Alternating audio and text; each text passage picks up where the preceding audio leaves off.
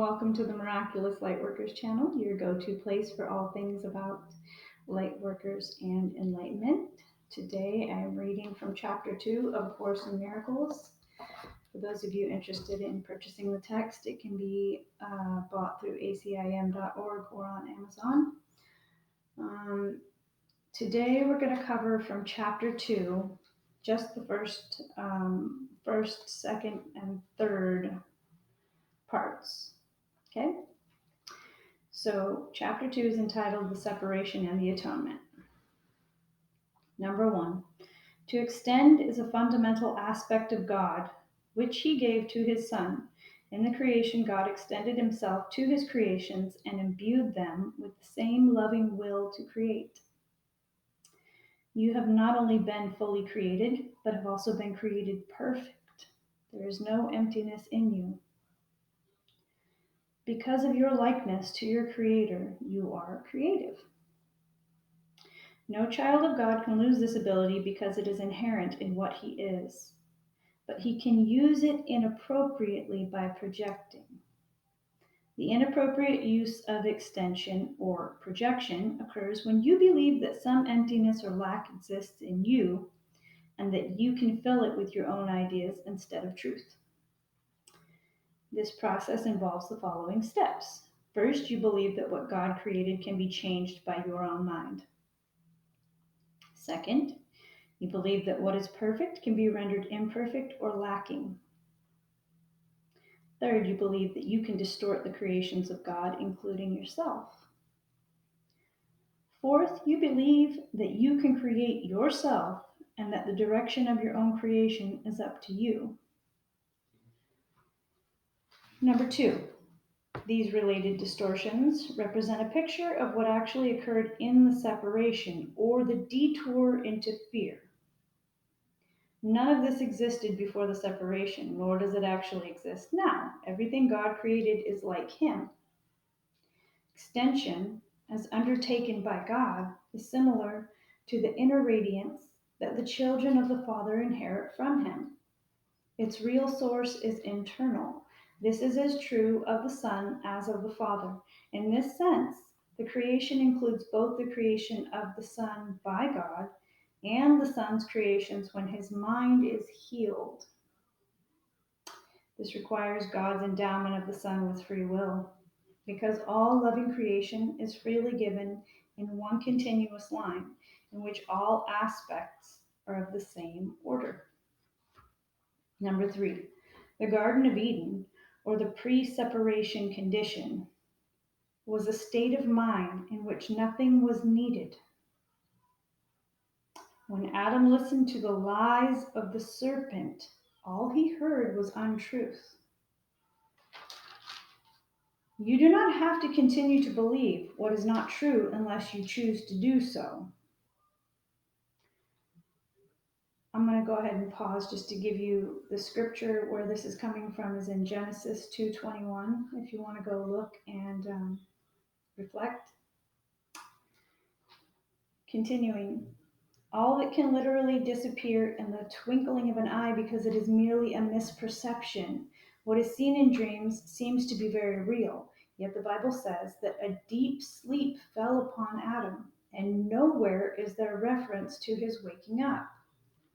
The world has not yet experienced any comprehensive reawakening or rebirth. Such a rebirth is impossible as long as you continue to project or miscreate. It still remains within you, however, to extend as God extended his spirit to you. In reality, this is your only choice, because your free will was given you for your joy in creating the perfect. Number 4, all fear is ultimately reducible to the basic misperception that you have the ability to usurp the power of God. Of course, you have the ability. You neither can nor have been able to do this. Here is the real basis for your escape from fear. The escape is brought about by your acceptance of the atonement, which enables you to realize that your errors never really occurred. Only after the deep sleep fell upon Adam could he experience nightmares. If a light is suddenly turned on while someone is dreaming, a fearful dream, he may initially interpret the light itself as part of his dream and be afraid of it. However, when he awakens, the light is correctly perceived as the release from the dream, which is then no longer accorded reality. This release does not depend on illusions.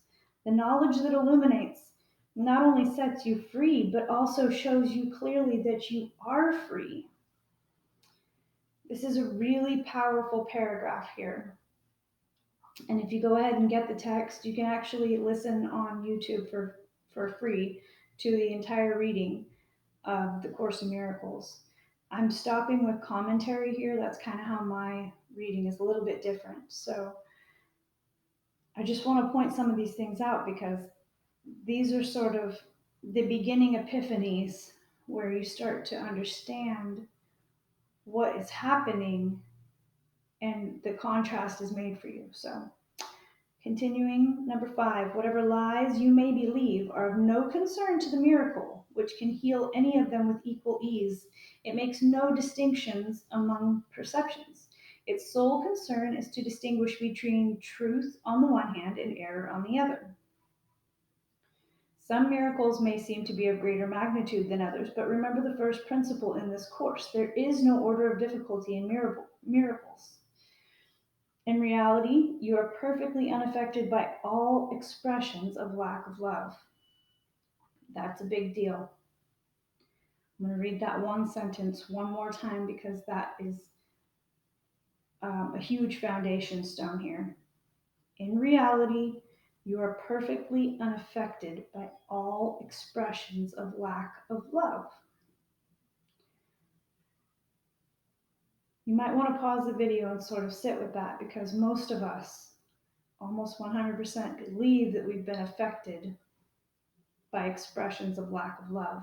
They've done something that have fundamentally shaped our experience in life, the way that we chose to live our lives, the way that we believe about who we are. Okay, so continuing. These can be from yourself and others, from yourself to others, or from others to you. Peace is an attribute in you. You cannot find it outside. Illness is some form of external searching. Health is inner peace.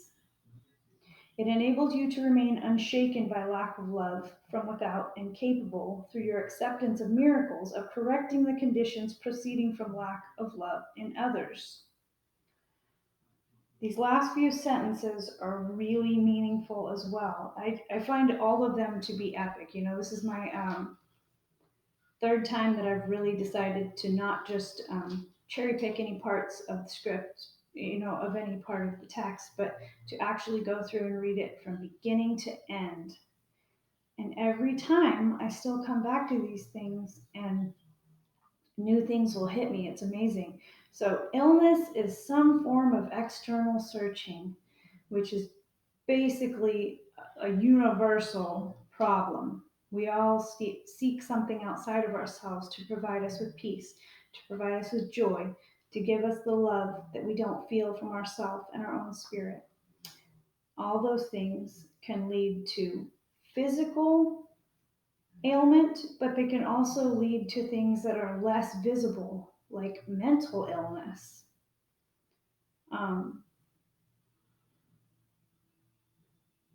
And the concept that health is inner peace, that we can find it in inner peace, that we actually get to illness by that lack of inner peace.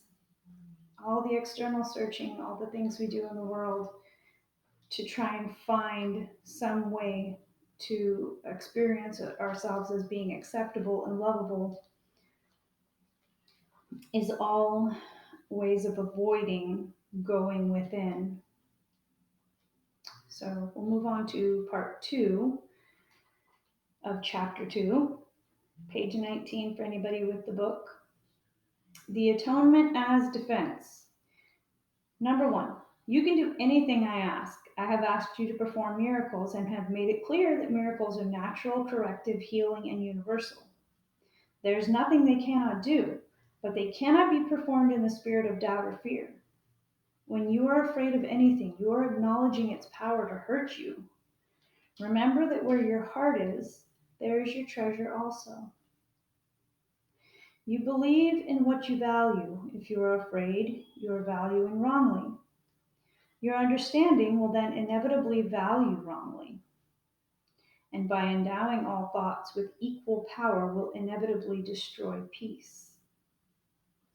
That is why the Bible speaks of the peace of God which passeth understanding. This peace is totally incapable of being shaken by errors of any kind. It denies the ability of anything not of God to affect you. This is the proper use of denial. It is not used to hide anything, but to correct error. It brings all error into the light, and since error and darkness are the same, it corrects error automatically.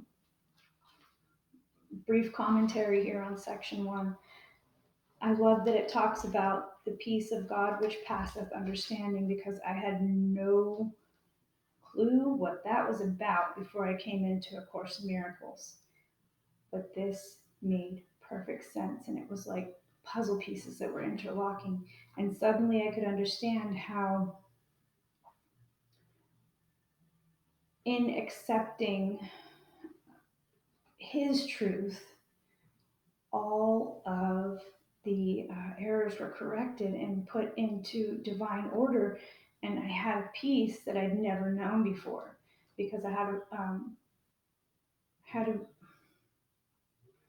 had a worldview that was put together and predicated on some very strong false understandings of the world and the way that things were and why they were the way that they were. So moving on to number 2. True denial is a powerful protective device. You can and should deny any belief that error can hurt you. This kind of denial is not a concealment, but a correction. Your right mind depends on it. Denial of error is a strong defense of truth, but denial of truth results in miscreation, the projections of the ego. In the service of the right mind, the denial of error frees the mind and reestablishes the freedom of the will. When the will is really free, it cannot miscreate because it recognizes only truth. Number 3, you can defend the truth as well as error. The means are easier to understand after the value of the goal is firmly established. It is a question of what it is for. Everyone defends his treasure and will do so automatically. The real questions are, what do you treasure and how much do you treasure it? Once you have learned to consider these questions and to bring them into all your actions, you will have little difficulty in clarifying the means. The means are available whenever you ask. You can, however, save time if you do not protract this step unduly. The correct focus will shorten it immeasurably. Number 4, the atonement is the only defense that cannot be used destructively because it is not a device you made. The atonement principle was in effect long before the atonement began. The principle was love, and the atonement was an act of love. Acts were not necessary before the separation because belief in space and time did not exist. It was only after the separation that the atonement and the conditions necessary for its fulfillment were planned. Then a defense so splendid was needed that it could not be misused, although it could be refused. Refusal could not, however, turn it into a weapon of attack, which is the inherent characteristic of other defenses. The atonement thus becomes the only defense that is not a two-edged sword. It can only heal. So later in the text, we get deeper into the understanding of how we try to use defenses, and because we have all of these attack thoughts, we're either attacking ourselves or we're attacking somebody else. And it's a lot more subtle than you might suspect. Continuing on. Number 5, the atonement was built into the space-time belief to set a limit on the need for the belief itself, and ultimately to make learning complete. The atonement is the final lesson. Learning itself, like the classrooms in which it occurs, is temporary. The ability to learn has no value when change is no longer necessary. The eternally creative have nothing to learn. You can learn to improve your perceptions and can become a better and better learner. This will bring you into closer and closer accord with the sonship, but the sonship itself is a perfect creation, and perfection is not a matter of degree. Only while there is a belief in differences is learning meaningful. Number 6, evolution is a process in which you seem to proceed from one degree to the next. You correct your previous missteps by stepping forward. This process is actually incomprehensible in temporal terms because you return as you go forward. The atonement is a device by which you can free yourself from the past as you go ahead. I have to pause on that for a moment because this gets really, it's just so profound. This is how we can collapse time with miracles in healing people's minds and hearts and spirits. And you reverse past errors, and in the process, you reduce the amount of time that somebody needs to come into the wholeness of the sonship, of their place in the human family, and heal it, the whole human family.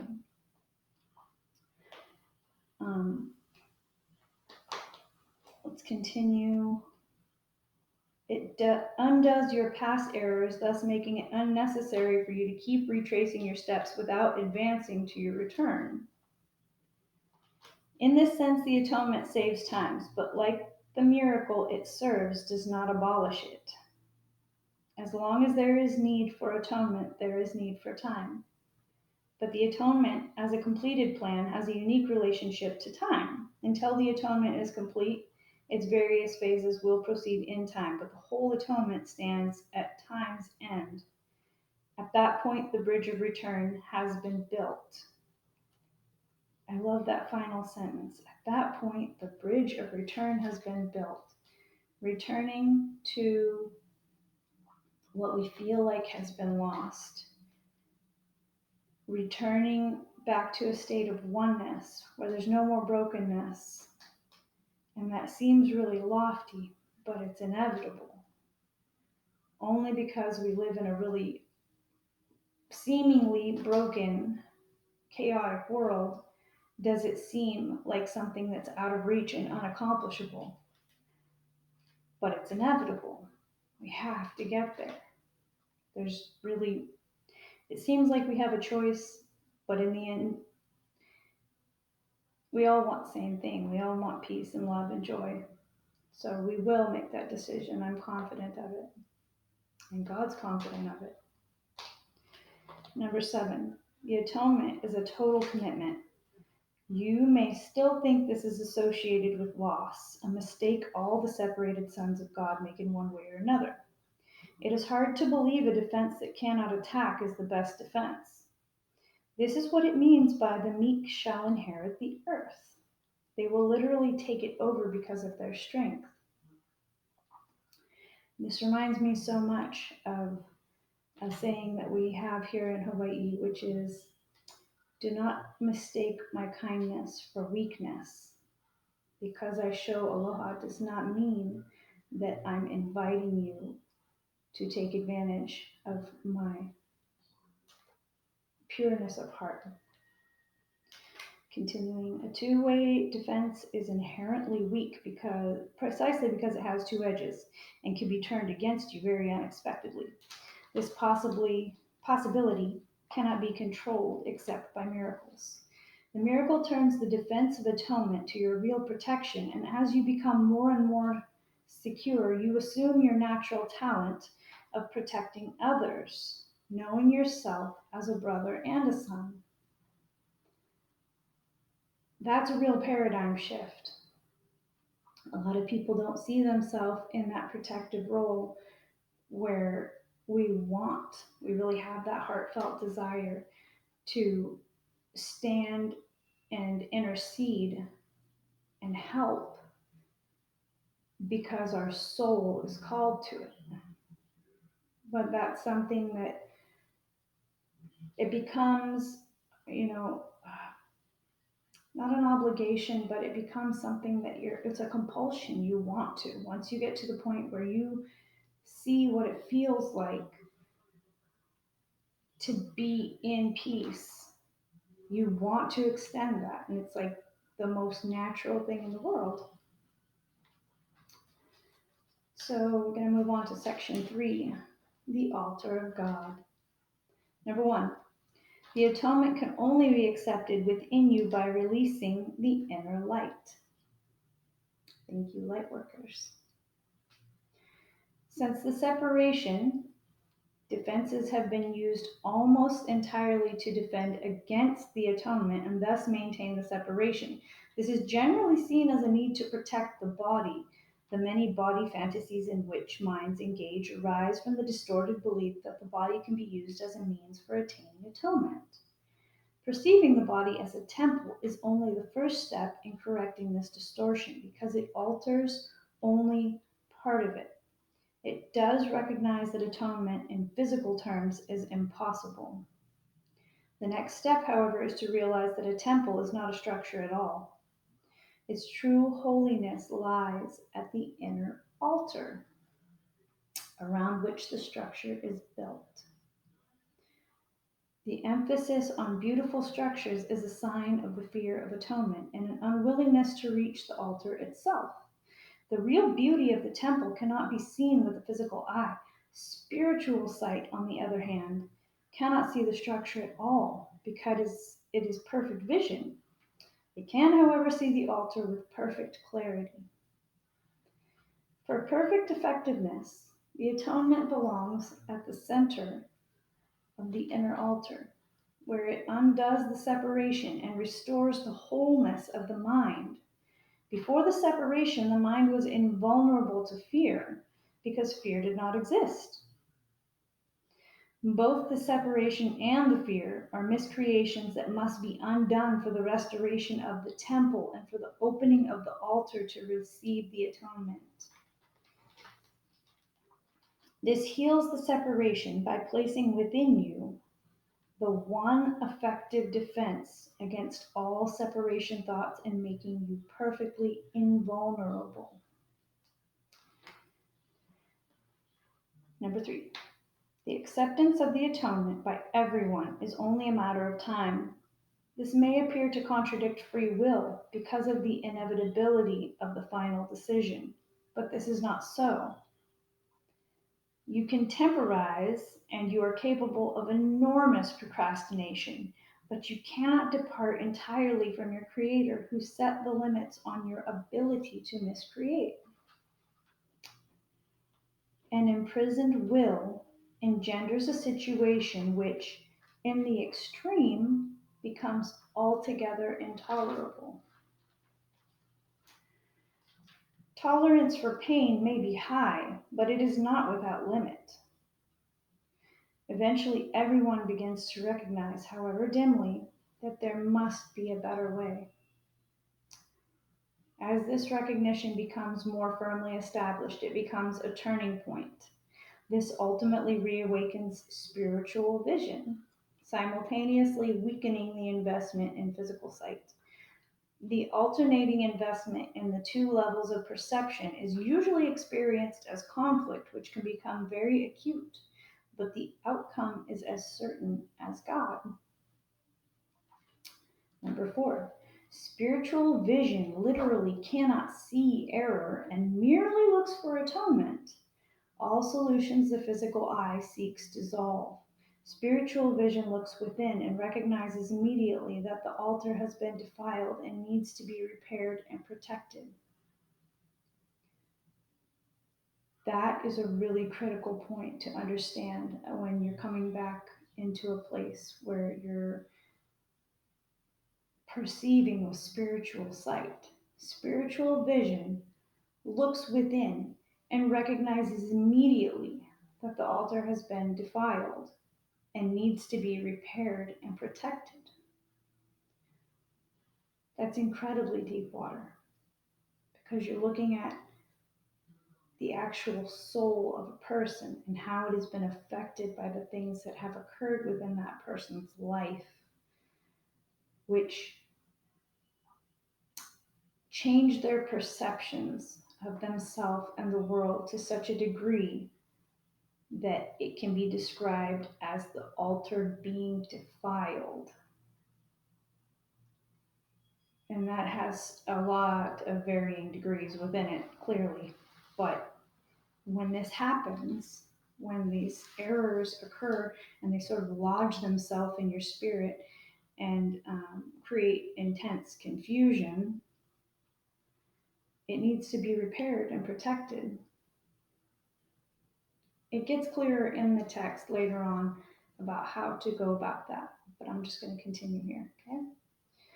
Perfectly aware of the right defense, it passes over all others, looking past error to truth. Because of the strength of its vision, it brings the mind into its service. This reestablishes the power of the mind and makes it increasingly unable to tolerate delay, realizing that it only adds unnecessary pain. As a result, the mind becomes increasingly sensitive to what it would once have regarded as very minor intrusions of discomfort. Number 5, the children of God are entitled to the perfect comfort that comes from perfect trust. Until they achieve this, they waste themselves and their true creative powers on useless attempts to make themselves more comfortable by inappropriate means. But the real means are already provided and do not involve any effort at all on their part. The atonement is the only gift that is worthy of being offered at the altar of God because of the value of the altar itself. Again, this is incredibly deep water because once you've received atonement and gone through this experience, you can offer it and create the correction for your brothers and sisters. And by restoring truth on the altar of God, bringing it back into alignment with Source, it almost brings tears to my eyes because you're understanding the true value of another human being. You're not looking at this person as a means to an end for you. You're not looking to manipulate them. You're not looking to take advantage of them. You're not looking to put them in any other light than in their correct, true light. And that is maybe the most noble thing that one human being can do for another, is to try and bring them back to center and truth and bring the sonship back to wholeness, right? Okay, it was created perfect and it is entirely worthy of receiving perfection. God and his creations are completely dependent on each other. He depends on them because he created them perfect. He gave them his peace so they could not be shaken and could not be deceived. Whenever you are afraid, you are deceived, and your mind cannot serve the Holy Spirit.